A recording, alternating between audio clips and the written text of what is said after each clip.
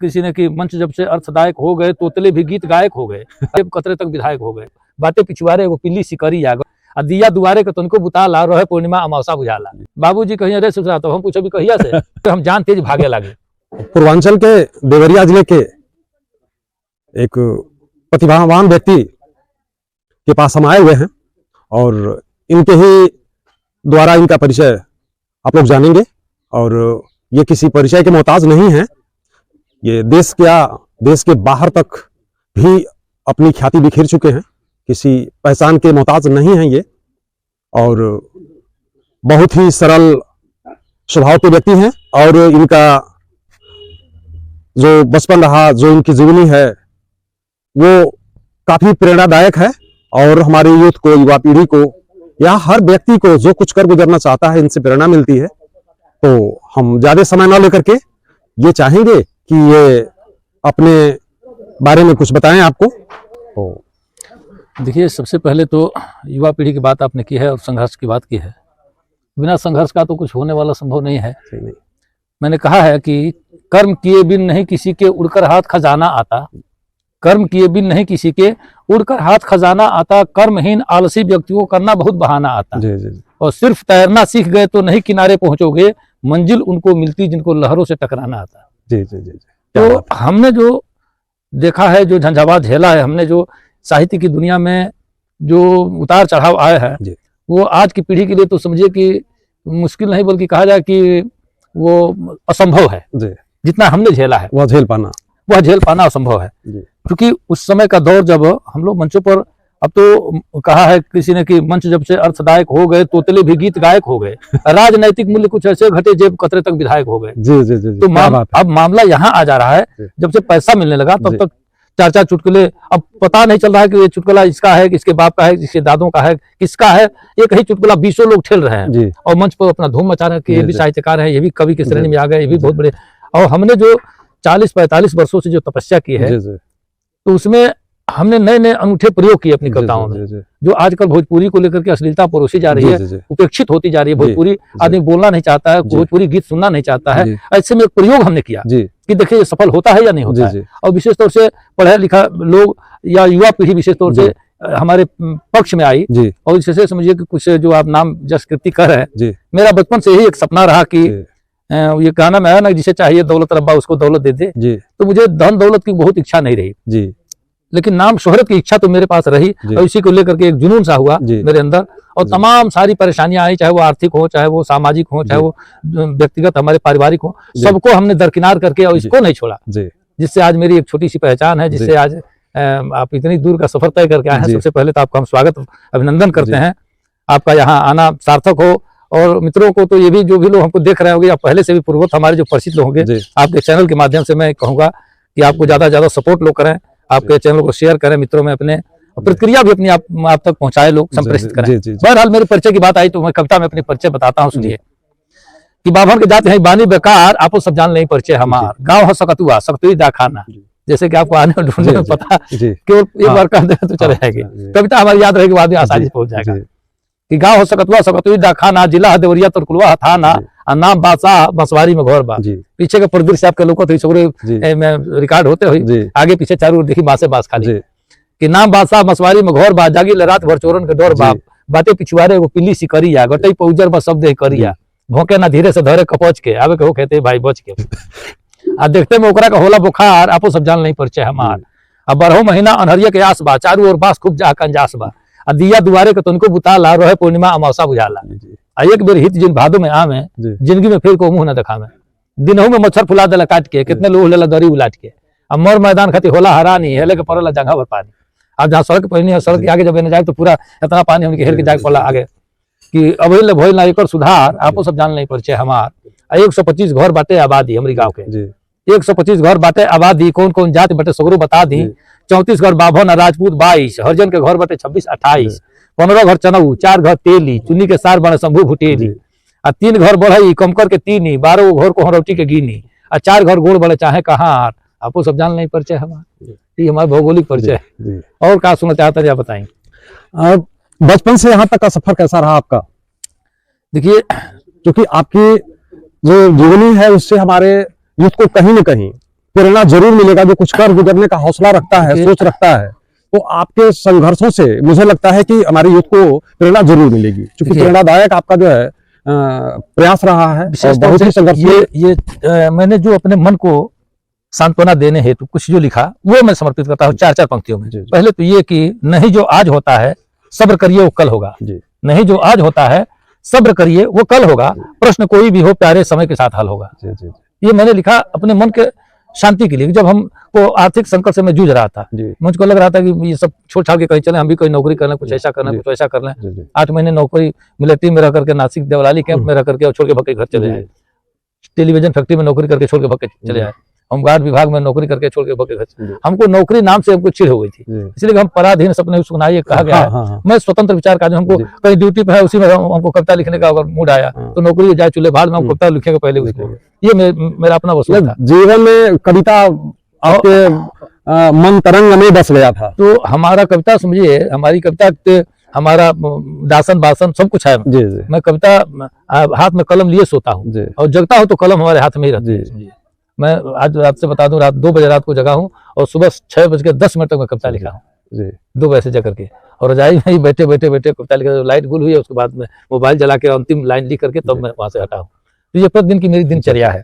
और ऐसे में मैंने लिखा संकट मोचन महाकाव्य लिखा, माई और महासमुद्र 2 खंड काव्य लिखे हमने, हजारों गीत लिखे हमने, हजारों मुक्तक लिखे, छंद लिखे, कविताएं लिखी, हास्य व्यंग्य के अलावा भी गीत लिखे, भजन लिखे, गजल लिखे। मतलब हर विधा में हमने, कोई ऐसा नहीं कुछ बचा है जिसको हमने लंबा ना किया हो। तो और रही बात घटित घटनाओं को लेकर के, तो हजारों जिक्र हमने किए और हमने हास्य को एक अनूठे ढंग से चुना ताकि वो कहीं कहा जाए तो एक साथ बाप बेटी भाई बहन सारे लोग बैठ के सुने और आनंद लें।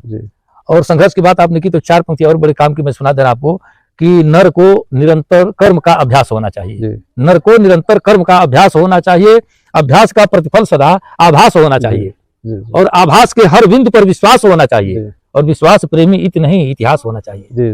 इतिहास पर जाकर इति हो, इसके पहले इत नहीं होनी चाहिए।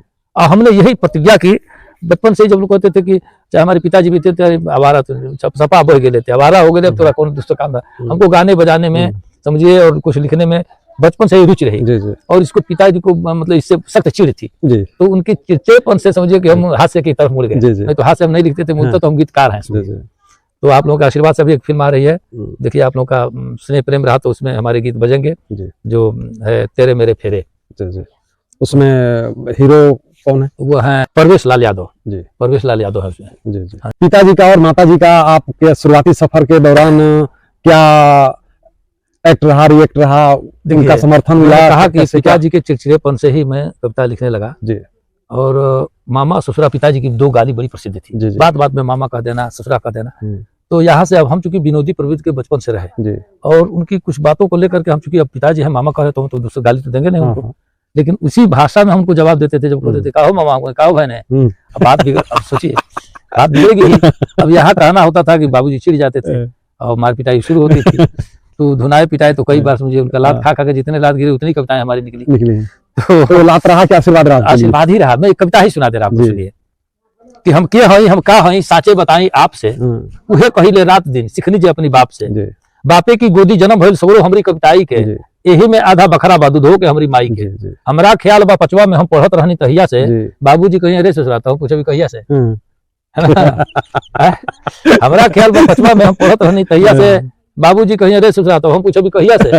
इतना सुनते बरमंडे पर पारा उनके नाचे लागी, उ लोग हमके चुटियावे हम जान तेज भागे लागे। दौड़ावे लगे तब कहीं तो रुकबा मामा रह जेबो, हम तनकी भर रुके कहो दौड़ो मत भर रह जेबो। ऐसे ही कहते थे, ईमानदारी कहते हमारे गांव के लोग भी साक्षी है। ऐसे ही हम कहते थे, दौड़ावे लगे तब कहीं तो रुकबा मामा रह जेबो, हम तनकी भर रुके कहो दौड़ो मत भर रह जेबो। अब बाती के तुक ताल बैठे, बाती के तुक ताल बैठे तब मन बढ़ी सीखे लगनी, अपन उनका संवाद को लेके एक लाइन लिखे लगनी। पहली कविता के जन्म हवे सन 1975 के, पहली बार पहली कविता के जन्म हवे सन 1975 के। अपनी खेते में धो ले बाबूजी बकरी 76 के, वो बांध छान के ले हम खोल खाल हुलका देनी। बांध छान ऊपर ढाटर रहे, ढाटर में ले आके बकरी ढुका दे तो एगो बकरी पर 15 पैसा 20 पैसा ऐसा कुछ रहे, जुर्माना लागे तो छोड़ा के लोग लेके आवे, लेकिन 15-20 पैसा बहुत महंगा रखा था। हमने 10 पैसा गुड़ धनिया खरीद लेते हैं। हम लोग के जुगवा में। तो बात छान के लिए हम खोल खाल हुलका देहनी, हमरा के कविता दहले, हम उनके कुछ ना दे। वो मार मार पूछे लगले काहे बकरी तो खोलले हो, खोलही के तोरा रहल हो तो काहे ना हमसे बोलले हो। हम कान पकड़ के रिया खोनी, अब ना पर ए पचरा में माई हमके लुकवा ले ली हौहा के अपनी अचरा में। हम परल परल सोचे लगनी, तबले माथा चकरा गई, आंसू बन के बिजली की तरह कविता कागज पर आ गई। पिटैला के बाद आंसू आंखी से गिरत रहे, कवितवे लोग के हमरा वगैरह तो कहलन कि यहाँ से उपजा होगा का। ये कविता हम 3 दिन में रो रो के लिखे, आपसे बता दें। आज दुनिया सुनती है तो हंस हंस के सुनती है। बहुत सारी कविताएं हमारी है जो हमने रो रो के लिखा है, दुनिया हंस हंस के सुनती है। हम परल परल सोचे लगनी, तबले माथा चकरा गई, आंसू बन के बिजली की तरह कविता कागज पर आ गई। लोग कविता लिख के दे नहीं हम बाबूजी के धीरे से, तो यो खोजना साझी ले हमरा बहुत फजीरे से। अब राती के खाना खाते में मारे खातिर डंटा तन ले, माई बीचे में पड़ गई, तब जाके वो कोई समझ ले। हमके आजू याद बा, माई दूर के गई, छोड़ दी अब खात में मत मारे, लेके खात में पीले कूर के नहीं मारा जाला। हालांकि हमारे बाबूजी पीला कूर से तो उनको कम आदर हमारा ना करा, लेकिन वो मेरे चली गई भाई की रहले से खाली। वास्तव में पिता का अधिकार रखने वाले व्यक्ति थे। बिल्कुल। और आप जैसे सराहनीय प्रतिभा जो है वो पैदा करने के हकदार भी थे। बिल्कुल बिल्कुल। हमारी बीचे में पड़ गई, तब जाके वो कोई समझ ले, बाकी जाते जाते कह ले अपनी करनी के फल फरबे। असली हमारा शराब हुई तो जिंदगी भर ये करबे। जब बाबूजी सरगे गए तब से ही सहज ज्ञान भइल, उन्हीं के दिहल शराब आज हमरा खातिर वरदान भइल। हम प्रेमी उनकी चरणन में अब श्रद्धा सुमन चढ़ाई ले, और कविता कहले से पहले हम बाबूजी के गोहराई ले।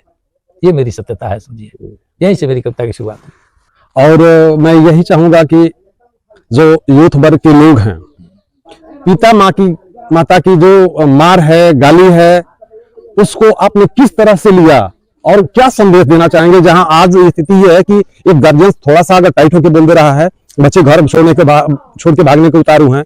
देखने में यह भी आता है कि अगर गार्जियन की तरफ से एक गाली आ रहा है तो बच्चे 4 गाली दे रहे हैं।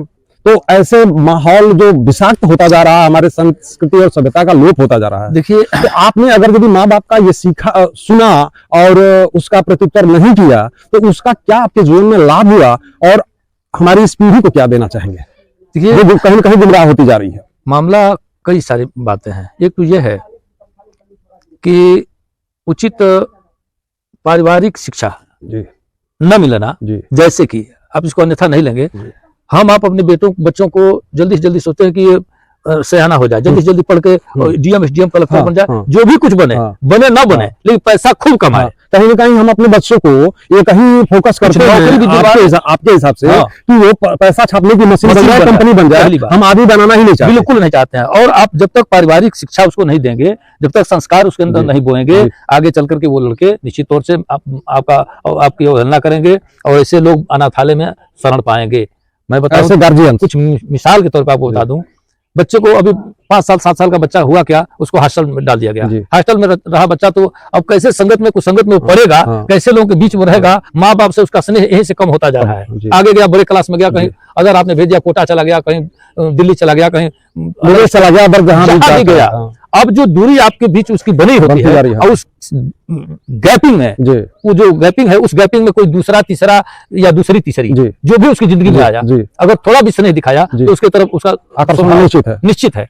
अब इधर जब उधर झुकाव हुआ तो इधर से इसका दूरा होगा ही। ये तो था ही नहीं, एकदम बिल्कुल लगाव था ही नहीं, तो सिर्फ आवश्यकताओं के चलते लगाव था, अपनी मतलब के लिए। अब यहाँ से जो है, ये मुझको जहां तक मैंने अनुभव किया है अपने 40-45 सालों में, तो ये हमको लगा कि इससे भी एक बहुत बड़ी बात है। दूसरी सबसे बड़ी विसंगत आपको बता दूं, जिस परिवार में एक साथ सारे लोग बैठ करके भोजन करते हो, मैं ये ध्रुव सत्य बताता हूँ, आजमाई गई, मैं प्रतिदिन का यही मेरा कार्य है। मैं करता हूँ जो केवल मेरी जीवनी से आदमी जुड़ जाए तो बहुत सारी चीजें उनको मिल जाएगी। एक मेरा मित्र है शायर दीदार बस्तवी, उसने कहा, बहुत प्यारा सा शेर है, सुनिए उनका, दीदार बस्तवी का।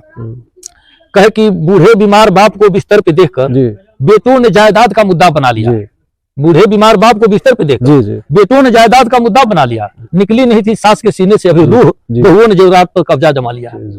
तो ये एक साथ बैठ करके आप सपरिवार भोजन करिए। ये अर्थ प्रधान युग का आईना है। थोड़ी देर के लिए आप सब लोग एक साथ भोजन करने के उपरांत बैठिए तो हंसी ठहाके हो, कुछ बातचीत हो, कुछ आप उनका दुख सुख सुने, कुछ आपका दुख सुख शेयर हो। ऐसा करते रहने से परिवार विखंडित नहीं होगा, बच्चे कभी विमुख नहीं हो सकते हैं, उसके माँ बाप कभी बुढ़ापे में तकलीफ नहीं पाएंगे। ये पक्का ध्रुव सत्य जान लीजिए। ये मतलब तो जो आज के जो युवा पीढ़ी है, जो आपने झेला और सीखा बचपन से ही, गार्जियंस के जो एक तरह से आपके लिए दंडात्मक प्रक्रिया जो अपनाई जाती थी, उसको जिस तरह से आपने लिया और उनको मानते हुए, उनका आशीष वचन समझते हुए आप आए, तो क्या सफलता मिली और बच्चे को किस तरह से जो आने वाले हैं उनको? आज पिताजी से मतलब एक दो बार तो नहीं, आपको बता दें, हाथ पैर बांध करके हमारा, तो यही बांस का बहुत बड़ा मतलब पूरी पूछ थी बांस की, बहुत बड़ी लंबी जी।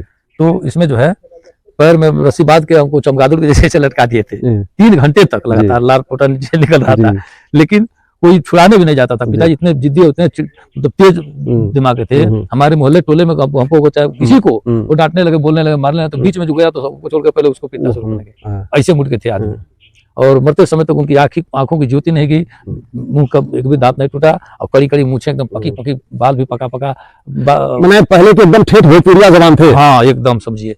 और उनसे उनकी बातों का जवाब हम केवल हंसी मजाक में, विनोद में ही जितना दे दिए, बाकी उनसे कभी गाली गलौज नहीं, उनसे मार पिटाई करने का तो कभी सोच भी नहीं सकते थे हम, सोच भी नहीं सकते थे ऐसा हो सकता है।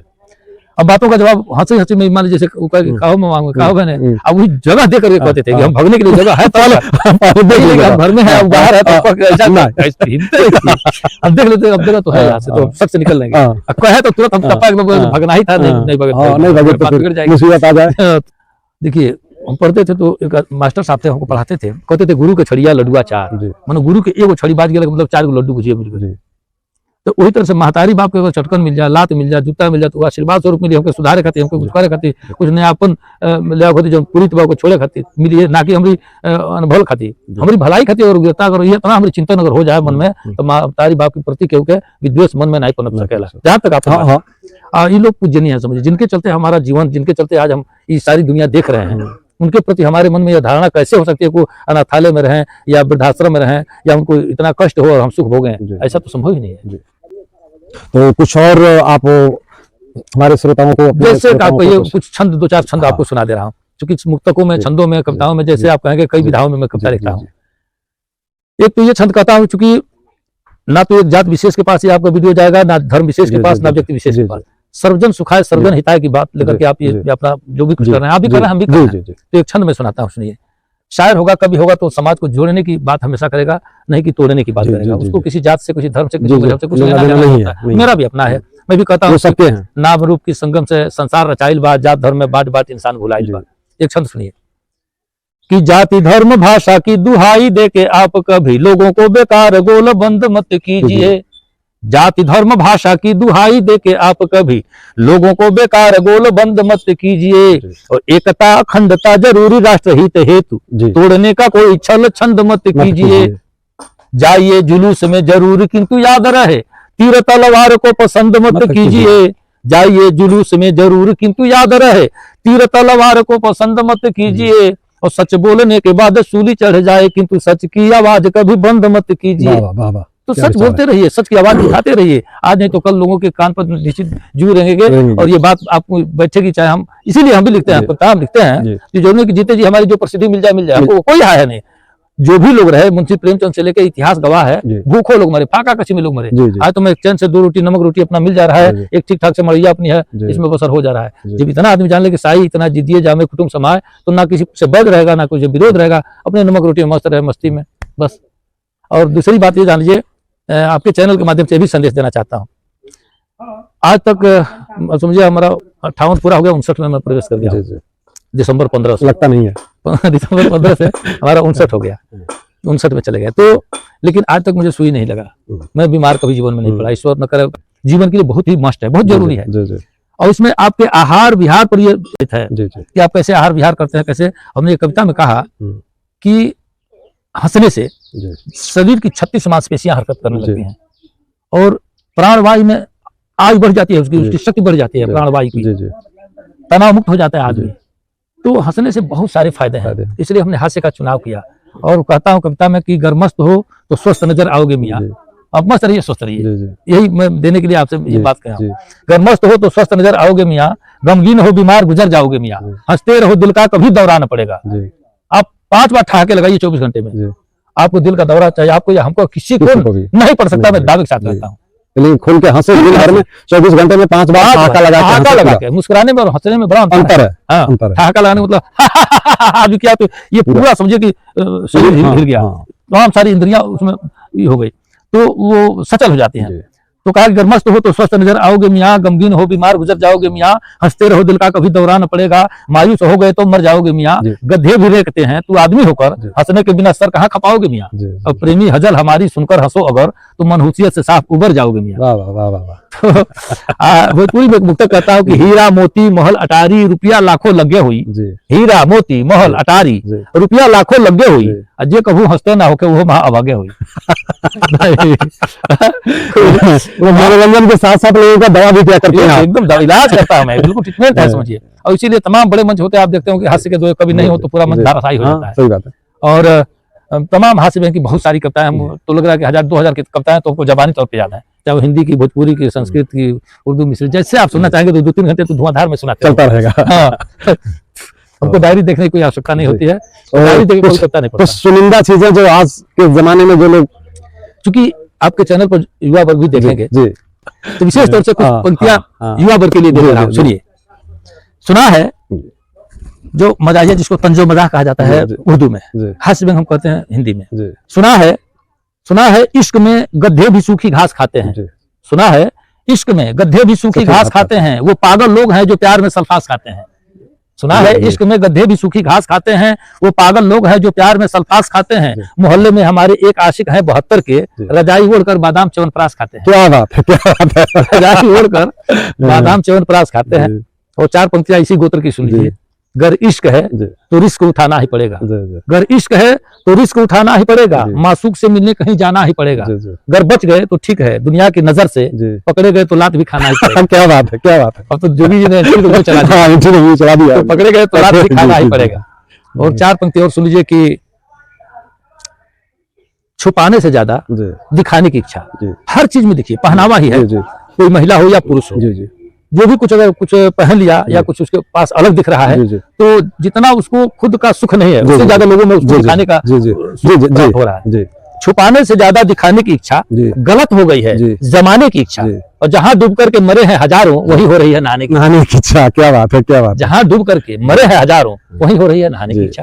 क्या मैसेज दिया आपने। मैसेज देखिए, हम केवल सिर्फ हंसना हंसाना ही मकसद नहीं, सिर्फ हंसना हंसाना ही मकसद नहीं, काव्य का स्वाद सबको चखाते हैं हम, मन वचन कर्म से लोकहित के लिए प्रीत के गीत गंगा बहाते हैं हम। जी जी, वाह, हम प्रीत के प्रयास आपके सराहनीय है, जितना सराहा जाए शब्द कम पड़ेंगे। तो हम केवल हंसना हंसाना मेरा मकसद नहीं, कविता मेरे लिए अभियान है। इसके थ्रू मैं लोगों के शायद जो कहा आप अपनी जो बीती बातें बता रहे हैं, शायद ईश्वर की योजना यही थी धरती पर लाने की आपकी, कि आपको इस रूप में ले जाया जाए, इस रूप में उतारा जाए, ताकि आप जमाने को दिशा दे सकें। बिल्कुल बिल्कुल बिल्कुल, इसमें कहीं दो राय नहीं। देखिए, होता क्या है कि कबीर मनीषी प्रभु शंभू कहा गया है, आदमी पढ़कर डीएम एसडीएम प्रधानमंत्री इत्यादि जो भी कुछ हो जाए, पढ़ करके अगर कोई कहे कि कवि हो जाए, ऐसी कोई पढ़ाई नहीं है। हमने तो कभी नहीं सुनी है, ऐसी कोई पढ़ाई नहीं है, ऐसा कोई विद्यालय नहीं जिसमें कवि होना सिखाया जाए, बनना सिखाया जाए। ये गॉड गिफ्टेड है, प्रकृति प्रदत्त है, ये इसमें कहीं किसी यही जो आप कहना चाह रहे हैं, बीच में मैं बोल रहा हूँ कि जो परिवेश आप अपना बताए हैं, पिताजी के द्वारा जो कुछ किया गया, जैसे भी व्यवहार किया गया, तो इस तरह के व्यवहार जब गार्जियन से होता है तो अधिकांश बच्चे जो ऐसे परिवेश में रहे हैं वो कहीं ना कहीं या तो घर द्वार छोड़ दिए हैं, सुसाइड कर लिए हैं, या वो उदंड हो गए। लेकिन देखिए, यही बात, लेकिन आपकी बात यहाँ तक कि बहुत सारे ऐसे भी हैं जो नानी ग्रामी बदमाश हो चुके हैं, जो देखा गया है कि ऐसे बच्चे जहाँ गार्जियन से उस तरह से प्रेम अगर नहीं मिलता है तो वो समाज को नुकसान करने को लग जाते हैं। लेकिन आपके द्वारा उतना विषम परिस्थिति में भी समाज के साथ रहना, ये चुनाव किया जाए, ये बड़ी बात है। ये समाज के लिए कुछ किया जाए, ये अंदर से हमेशा उबलता रहा, ये बड़ी बात है। ये गॉड गिफ्टेड ही मुझे लग रहा है। हम जब भी कोई कविता लिखे तो बिना किसी उद्देश्य के हमने कोई कविता नहीं लिखी। हर कविता में हमने सोचा कि कोई ना कोई उद्देश्य हो, और जो वो उद्देश्य हो जो हमारे समाज को, हमारे परिवार को, हमारे संस्कार को विखंडित कर रहा है, उसको जोड़ने की चेष्टा जिसमें की जाए। ऐसी बहुत सारी सैकड़ों हजारों कविताएं हैं। ये कविता आपको मिसाल के तौर पर और सुनाई दे रहा हूँ, क्योंकि हमको भी बड़ी जल्दी है, निकलना है अभी, लेकिन आप आ गए हैं तो आपका पहले तो स्वागत करता हूँ कि आप हमारे अतिथि हैं। और अतिथि जिसका कोई तिथि निर्धारित नहीं होता है, अचानक फोन आ गया कि हमारे प्रेमी जी, भाई आइए, आपका स्वागत है, वेलकम है। तो और दूसरी बात आपने कहा कि बड़े सरल, आपने पहले के उद्बोधन में कहा है कि बड़े सहज है, सरल है। मैं नीचे सोशल एनिमल, हम अगर आपके लाख ही गुण मेरे पास हो, जी। मेरे पास सामाजिकता नहीं है, जी। प्रेम नहीं है, सद्भाव नहीं है, तो जी। फिर ये गुण किसी काम का नहीं। इस काम का एक बात को उद्घाटित करता हूँ, मेरा पूरा नाम है विष्णु दत्त तिवारी, जी ना कि बादशाह प्रेमी जी। हमारा नाम है। बचपन से जैसे स्वभाव बनता है उस हिसाब से नाम का भी बड़ा असर जी होता है। जी गाली माँ बाप के सुन के, गुरु के मार डांट सुन के, चाहे बाप माई के गाली सुन के, अगर आदमी आत्मसात कैल, जी सही दिशा में कदम रखल, जी। तो निश्चित तौर से वो मंजिल पर पहुंची। जी, जी। अगर गलत दिशा में कदम रखल तो निश्चित तौर से जीवन में पूरा जिंदगी प्रयास करके भी सफलता नहीं नहीं पा पा सकेला, नहीं जो पा माँ सकेला। बाप के द्वारा अभिशापित हो गई, जी शापित हो गई, जी। ओके जीवन भर चाहे वो करोड़ों अरबों खरबों रुपया कमा ले, ओके आत्म शांति नहीं नहीं मिल मिली। सके, गारंटी समझ ली।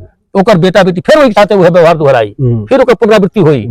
हे तरह से जो तरह से अपनी माई बाप के साथी करे बा, अगला ओहू के लइका ओकरी माई बाप के साथे करी, करी। यही के पुनरावृत्ति होके के बाद एगो देखिए इसमें बहुत बड़ा खास कारण एगो और बता दिया आपके, अंग्रेजियत भी हमारे परिवार में समाज में जो हावी होता है, इहो एगो बहुत बड़ा घातक बा। बहुत बड़ा हम घातक कोनो है। भाषा के विरोध नहीं कर रहे, हर भाषा की जानकारी होके हाँ। आपके, अंग्रेजी जानी, उर्दू जानी, संस्कृत जानी, हिंदी जानी, हर चीज के ज्ञान होके, जी।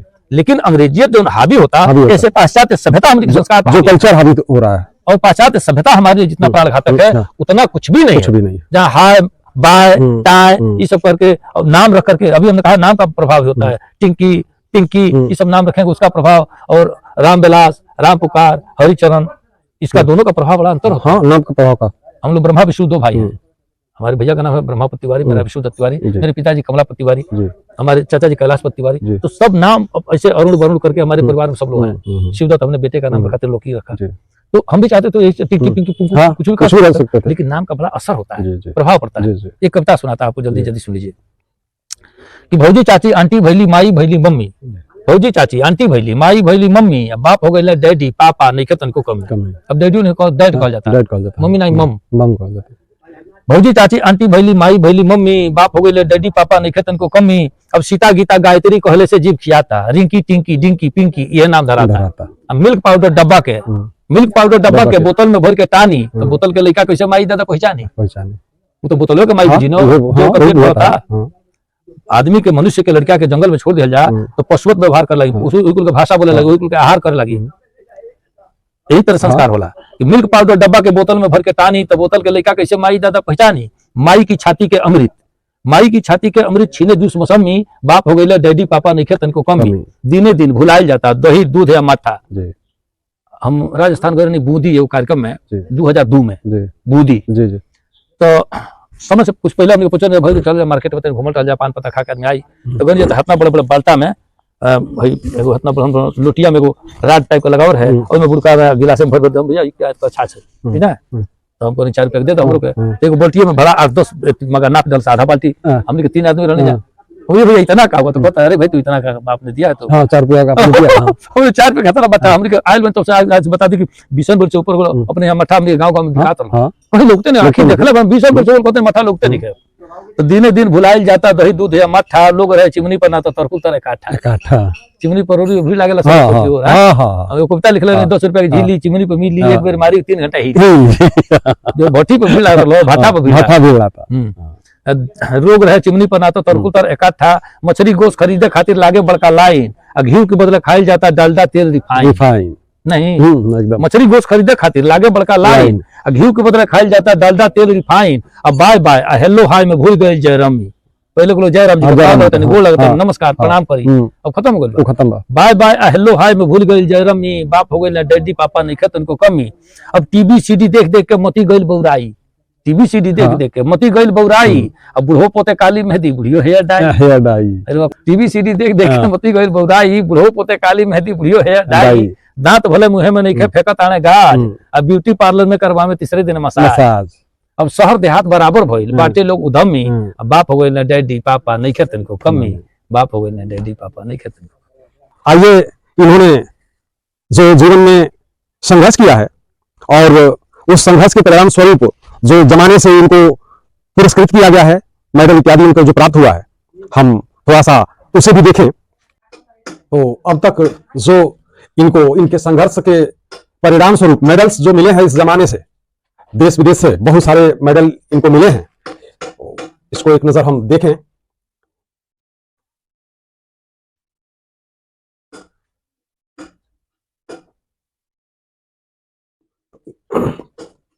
ऐसे प्रतिभावान व्यक्ति की आज चारों तरफ इनकी प्रतिभा बिखर रही है।